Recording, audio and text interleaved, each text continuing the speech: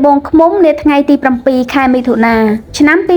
2026ក្រោមការយកចិត្តទុកដាក់ដ៏ខ្ពង់ខ្ពស់ពីឯកឧត្តមបណ្ឌិតអៀង សុផាឡែតរដ្ឋមន្ត្រីក្រសួងបរិស្ថានលោកសៀកវ៉ាប្រធានប្រតិបត្តិសមាគមអ្នកស្រឡាញ់បរិស្ថាននិងសង្គមប្រចាំខេត្តត្បូងឃ្មុំបានដឹកនាំក្រុមការងារ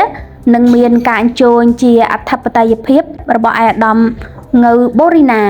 រដ្ឋលេខាធិការក្រសួងបរិស្ថានតំណាងដល់ខ្ពង់ខ្ពស់ឯកឧត្តមបណ្ឌិតអៀង សុផាឡែតរដ្ឋមន្ត្រីក្រសួងបរិស្ថានបានចូលរួមដាំកូនឈើអបអរសាទរទិវាខួបលើកទី30នៃទិវាបរិស្ថានជាតិនិងបរិស្ថានពិភពលោកក្រោមប្រធានបទសំណល់សូន្យស្ថិតនៅក្នុងទំនប់ត្រពាំងខ្នា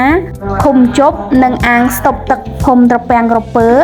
ឃុំមករាវស្រុកត្បូងឃ្មុំខេត្តត្បូងឃ្មុំ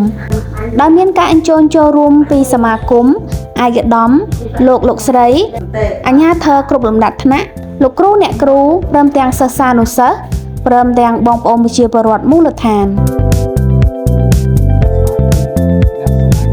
ការដាំកូនឈើនាពេលនេះគឺជាការស្ដែងឲ្យឃើញអំពីការយកចិត្តទុកដាក់ដ៏ខ្ពង់ខ្ពស់របស់រាជរដ្ឋាភិបាលដើម្បីបង្កើតគម្របបៃតងស្របទៅតាមយុទ្ធសាស្ត្រចក្សរាវិស័យបរិស្ថានប្រែក្លាយទៅជាមូលដ្ឋានបៃតងស្រស់បំព្រងនិងមានបរិស្ថានរស់នៅប្រកបទៅដោយចីរភាពដោយនឹងពាក្យស្លោករបស់ឯកឧត្តមបណ្ឌិតអៀង សុផាឡែតរដ្ឋមន្ត្រីក្រសួងបរិស្ថានពន្លកបៃតងនាំមកនៅភាពត្រជាក់ត្រជុំនិងខ្យល់បរិសុទ្ធ